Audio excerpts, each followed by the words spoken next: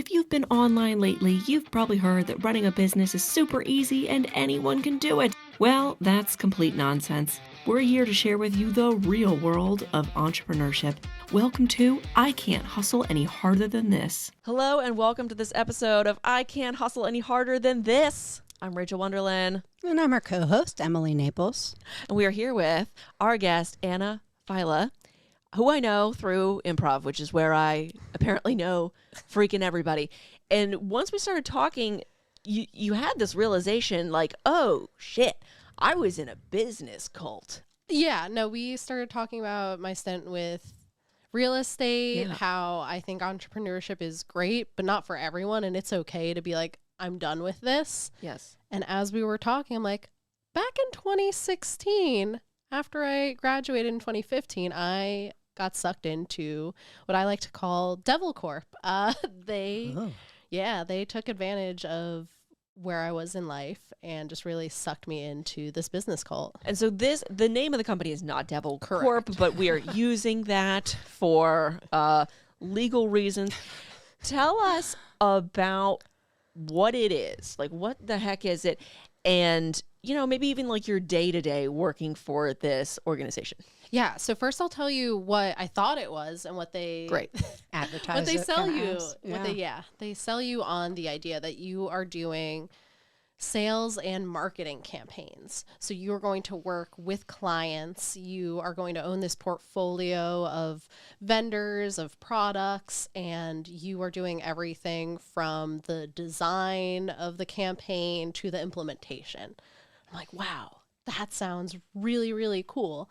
My background is in architecture and EHPP, Ethics, History, and Public Policy. I have essentially a dual degree from Carnegie Mellon. So they really smart. they built me up. They were like, oh, this is great. Your work in like policy is going to be applicable for this. Your design background is applicable for this. I'm like, yeah, this is my career. And you were probably like, what, like 22 at the time, 20, 23? 22, 23. And quick interjection, did you find them and apply, or did they find how you? did you find this? I found them on like an Indeed type of website. So I was doing a bunch of what was the job title? Like, what was the job title that you applied for? Do you remember? Campaign manager. Sounds good to me. Campaign manager. It's still on my resume. It's good. I can You sell did it. I can sell the They idea sold of what you I was on sold. it, and they sold you, and you're selling others. All right, great. So the concept is that you start out as the campaign manager, and then you become the business owner. You run the business, and you're making over $100,000 a year. At what point do you magically become? At what point did they tell you that you're gonna wake up one morning and you were gonna be a campaign manager, and then you wake up and suddenly you're like? They sell it to you in a year. They say that this is essentially the equivalent of getting an MBA. Wow. It is a training program, and they want to make sure that everyone starts at entry level. So everyone. Because again, in theory, the idea that the person running the business has done the entry-level work and fully understands versus coming in and just saying, I'm going to manage and do the strategy without doing all of the tangible day-to-day work. In theory, sounds like such a magical business structure. Like, that's great. What was this interview like? Did you leave the interview going, what the hell is this business about? No.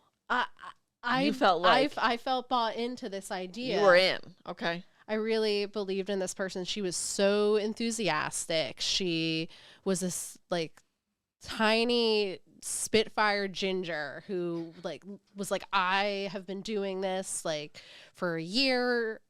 I grew so quickly through the program. Like, it's great. This is going to be you. And I was like, I can see myself as you. Wow. And she really sold her background, which I don't remember at this point, but her education background. And she was like, your credentials align with my credentials type of stuff. And I didn't background check her or anything. She could have been bullshitting. Right. Or she could have been sincere and been successful. Right. But the success rate is so minimal. And that's when you start to see the cognitive dissonance in your brain of what they're selling you and what's actually happening. So sorry. I was say, how big is this company? Yeah. So our office was like 15 people or so. Pittsburgh but the- only? Or But they operate in independently owned businesses. So DevilCorp is operating, right? And then in Pittsburgh, I worked for blank management company. And then when we opened up a new office in Philly, I moved to Philly to open up like blank executive company. It sounds like it's essentially a master resale rights scheme. Like it's essentially It's like a franchise. Yeah. An MLM franchise. which is essentially master resale rights. So master resale rights is this thing where it's like, and I talked about this in the first episode of like make $900 a day, like with this, concept. And essentially it's like, instead of buying leggings that you fill your garage with, you're buying a concept that you then try to sell that exact same concept to other people. Yes. And so that's essentially what this sounds like, except it's also in person. It's in person. So you are told that you're getting $9 an hour, which, minimum wage is still $7.25. So Yeah. it's even today, it could be a good paycheck for someone. At least in PA. Other states have nicer minimum wages, but I digress. And that on top of that, you get commission for what you sell. And you're selling things in Sam's Club and Costco, which they don't tell you in the first round interview. Of course not. But the tricky part is they do show you that in the second round. So they bring you to a Costco and you see this happening, but then they take you aside after you see someone doing this campaign and they reinforce all of the things about the business and the distinction between how a business owner needs to be in the field doing the hands-on work to get that experience to run the program. So are the clients, like the clients that you're campaign managing, is that the stuff that you're selling at Costco? Yep. Okay. and then you're selling it to like To me, you. walking in with my cart, avoiding you. Yes. Because I do avoid the folks. Oh, you're not going to avoid me because I'm going to use my C factors. What's your C factor? What's your C factor? I'm going to smile because it's contagious. I'm going to make direct eye contact because it builds trust. And I'm going to show enthusiasm because it creates curiosity. And then I'm going to, after I make that direct contact, say, hi, how's it going? And I'm going to wave my hand. I remember all of this stuff. They programmed it into my brain. Wow. It's all consumer psychology. You're going to wave your hand? By my face, so that way you're looking at my eyes and my smile. And then I say, here, check it out. Yeah. And I aim towards your Yeah. chest, so that way you take it. And then what I do is I say, here, come with me. And I turn what's called turn and burn you. So I turn around and walk back to my booth. And I can turn and burn someone from a couple aisles away. And you will follow me. And Wow. what is there something physical? And you don't have to say exactly what it is, Yeah. but like I'll say when I've been in this situation, it was like a phone, like, come join our phone service. Yes. What kind of vibes were you selling? So sometimes it was a little bit different depending on where we were. So Costco had stricter rules than Sam's Club. Interesting. And Costco, we couldn't go out and accost the people. You cannot accost in a Costco. Costco is typically like linens, food, things that people came to us for already, because the Costco shopper has a different mentality necessarily than the Sam's Club shopper. So you're selling something that Costco sells, Yes. but more like aggressively. Yeah. So instead of this vendor's products sitting on those metal shelves where someone walks over and is like, oh, like I might want a pair of sheets. Yeah. I'm there telling you, oh, why this thread count is better and what a great night's sleep I got using the bamboo pillow. And I get you to touch and feel the product, and weight equals value, right? So when you're holding this in your hand and I'm painting that story of what a great night's sleep I had, and I'm telling you about how I'm playing things up, right? Like I'm not lying. improv comes from a place of truth, but I'm talking about how, oh yeah, I have patella tendonitis, and using this health cream has helped reduce like the inflammation because it has peppermint in it, and it has all of these ingredients that are good for you. Or the heating cream has capsaicin in it, which binds up the pea strand. I didn't even know what it meant, but Did you it give out sounded samples? medical. Oh yeah, Too? Like, is that what the people who are like giving out the samples in Costco, are they working for that, or they work for no, Costco? those Like food samples or Food people who work samples, yeah, there. yeah. food samples are a different vendor Okay. that they have Okay. partnered with, but it's not us. Like, we did the direct sales. Got it. Now, had you actually known about those products? Like, what was the requirement? Were they like, take this pillow home and use it? I know. Yeah. Really? Yeah, so we got samples of the products. The stuff that I was on, I actually believed in. I still own one of the hair irons that I sold. Okay. And it became this game too, where it was like, okay, well, can you sell that hair iron to the bald guy? Wow. Because Hey, we got all kind of hair on our body, you know what I'm saying? What else are you? Don't worry about curling? it. Don't Continue. worry about it. Okay. and they want you to sell it for gifts. They want you to sell it to paint the story. So you're really a storyteller. And Well, you get them in through the art of comedy in some ways, right? Because it's like, here, check this out. He's like, oh, yeah, I don't have any hair. I'm like, oh, I know, but I'm sure you know someone in your life, a sister, a cousin, a wife. You have someone who has flowing locks that you wish you had. And we're laughing, we're joking, and then they leave with $150 worth of product. oh my God. So you were good at this. Dang. It sounds like you're good at this. Yeah. It was fun until it wasn't. So in this second interview, you go and then they're like, let's take a field trip, and they take you to Costco. You meet at Costco. You They- meet at Costco. yeah. Or when you're driving up to Costco, are you thinking, what the hell is this? Oh, absolutely. Okay, you're going, what did I get myself into? You realize that you're going to be doing these samples. Does your heart drop? Do you go, I'm out of here? I believed in the idea more than the disillusionment. Okay. So going in like positive as you can be. And Yeah, I was like, I'm going to learn something what from do this. I have to lose? I'm For sure. in Pittsburgh. My family is in New Jersey and Yeah. Nevada and Ohio, Virginia. They're all scattered about. A lot of the people that I was friends with like wound up getting jobs in other places. So my core group is pretty small right now. So I have that flexibility to do what I want. And then when the opportunity comes, when I'm hand selected because I'm doing so well to open up another office and be one of the starting executives essentially of this new office, I'm like, yeah. So that was a big part of the sell. Yeah. Okay. Did they, like, when you went through this interview process, were there people who were with you in this interview process, like also being interviewed? So I'm just curious, did they not take anybody? Did they say, oh, you know what?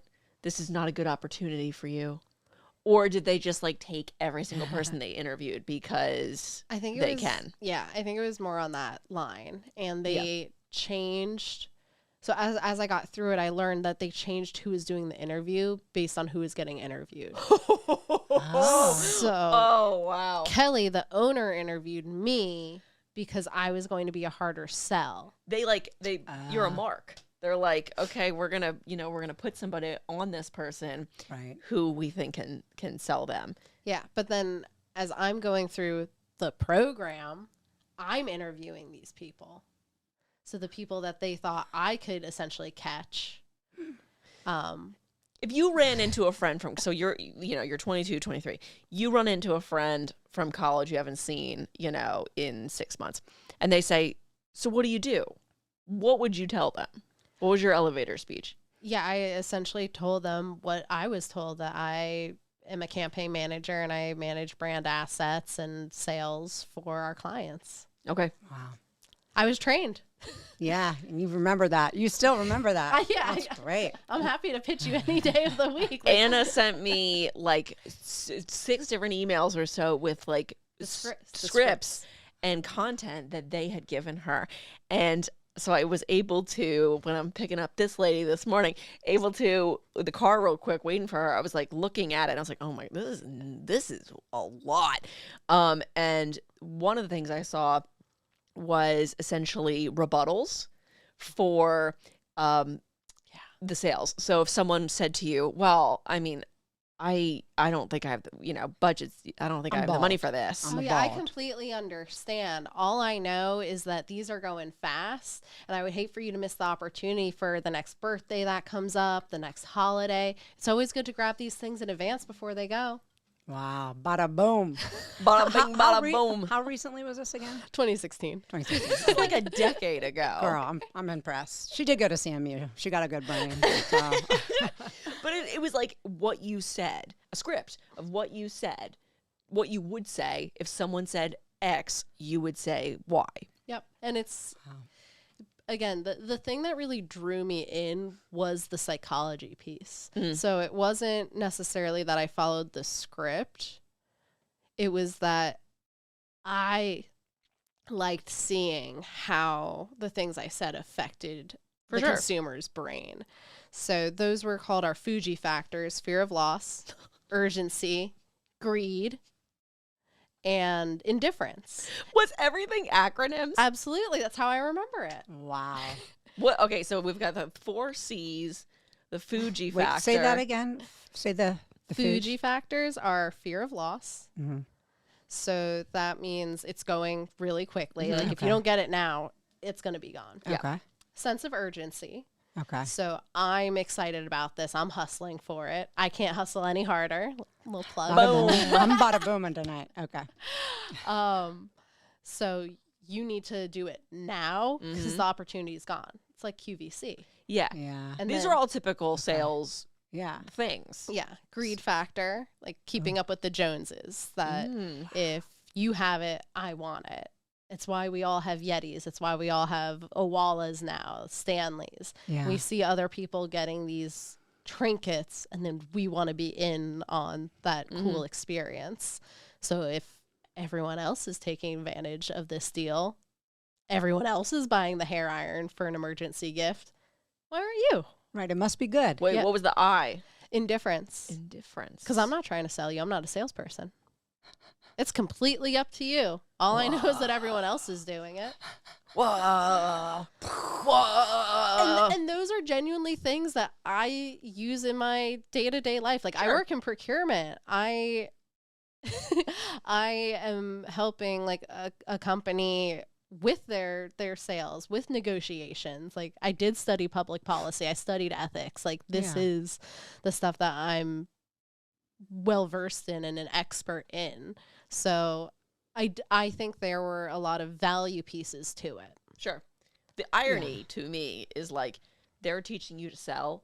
Meanwhile, they're selling you. They've sold you this dream. They've sold you this idea that you are going to, at a year, if you hit XYZ goals, KPIs, key performance indicators, you're going to be a business owner. Oh, yeah. And that dream was shattered after I actually moved to Philly. Oh, man.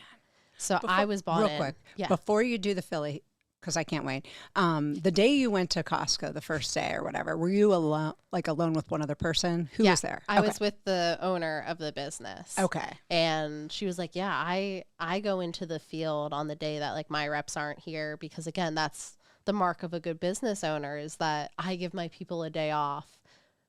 But in retrospect, it's like she probably didn't have coverage, or she strategically framed that story to sell me on the idea of like, when you're an owner, you're still doing Right. this Still work. embedded. Yeah. Wow. Did they sell you on the idea that you'd be like a small business owner? Is that see, this is so nuts to me, because it's like, how in the hell is this a small business? This is a corporate structure that you are buying into and then essentially like franchising out, essentially like it's a master resale rights scheme. Because they're nothing small about it. Yeah. There's nothing small about this. And we had rebuttals for people who would question it too. So it wasn't just rebuttals for people in the field and the products. It was for the mentality piece.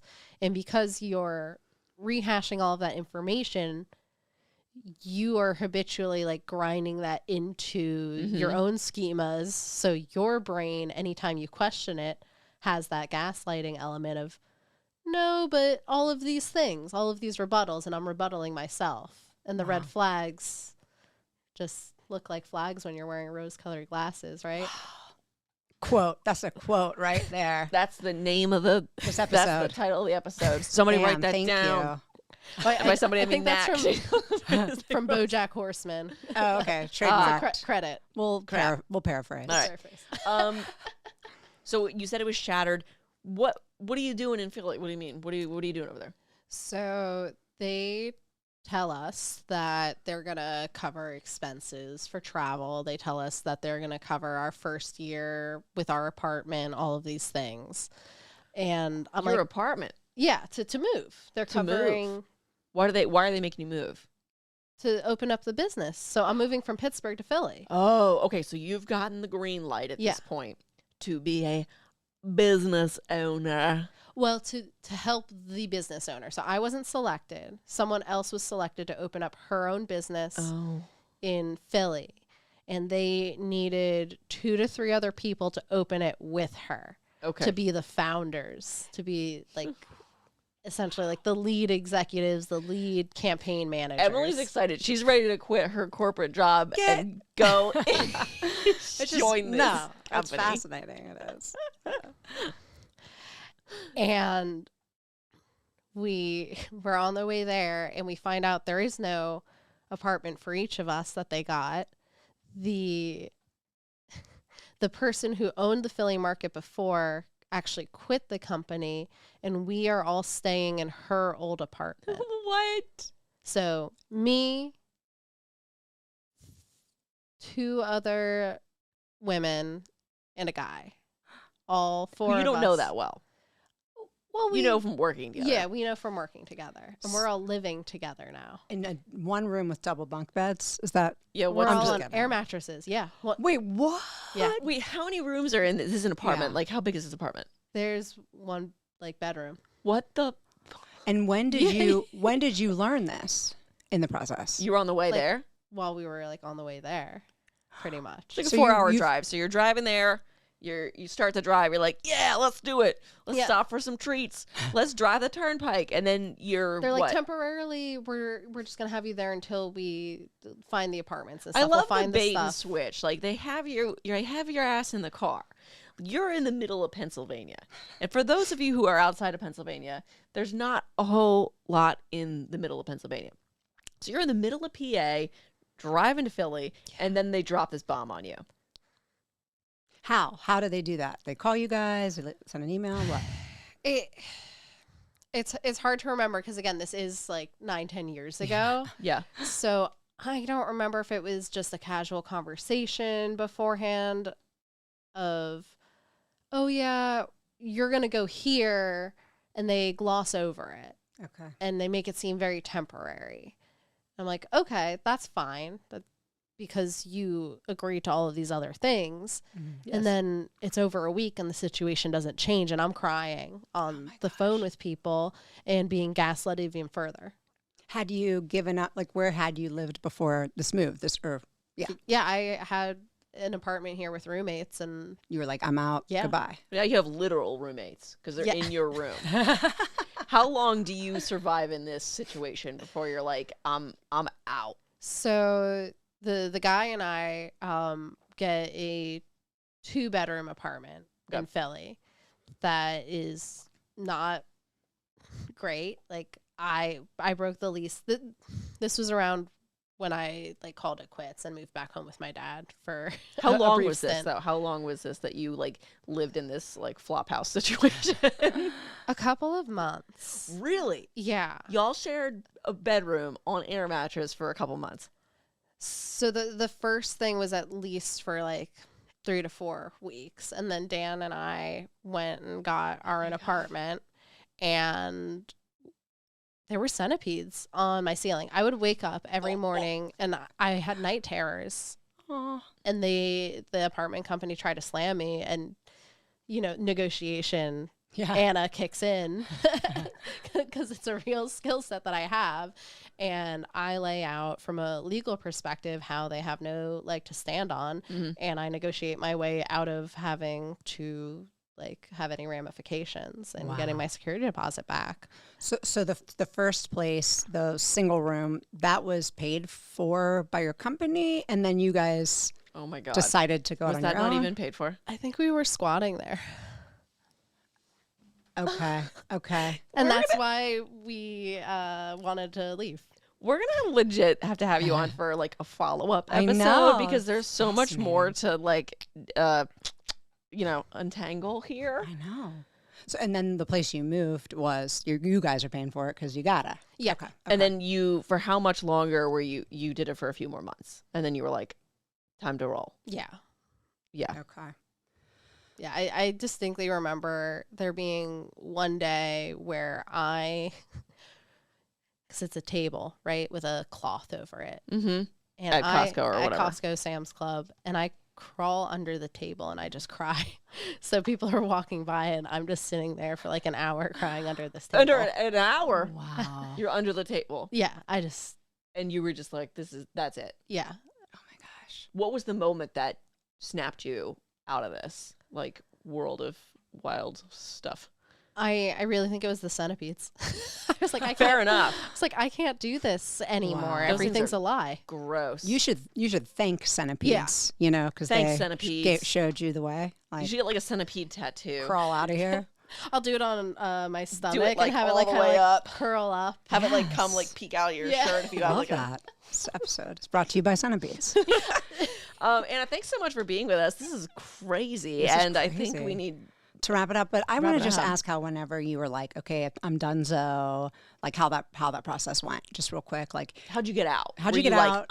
How'd you talk to the Ow. people, and how did you like talk to your roomies and like, not that. Okay, go ahead. Yeah. So I think it was just a lot of tears. I talked to the owner of the Philly market and was just like, I can't do this anymore. Like, this is just affecting my sleep. This is affecting my mental health. And at that point, I cared so much. Like, this was my circle. This was my group of people. And she was very understanding and was just like, yeah, like, I want you to do what's best for you. But also, even though you are not going to be working for us anymore as part of the business program, we still have shifts to cover. So can you cover a few shifts? Wow. But Did you? But yeah, but not come to the morning meetings anymore because she didn't want me to disillusion other people, but she still needed me to cover shifts while I could. Wow. You're like, I'm going to be under the table crying, but I'll cover a shift. I'll be under that table. I wanted some more money before I left. Yeah. Okay, fair. God. Wow. I feel Well- like we need to have her on a second. Oh, we're definitely episode, gonna do it. 'cause I Yeah. still have a lot of questions. A lot of questions. Anna, thanks so much for being here. This was crazy. This is great. This is good. This is You're somewhere good now. you're somewhere Oh, good now. Yeah. No, We're both moms. Yeah. Yeah. Oh, great. Mamas. So life is good. Yeah, And you learned a yes. lot, sounds like. Yes, still have the entrepreneurial spirit. Maybe someday I'll do something with somebody else, by myself, but it will be grounded in reality. Love it. Love it. Love that. Thanks. Thanks a lot.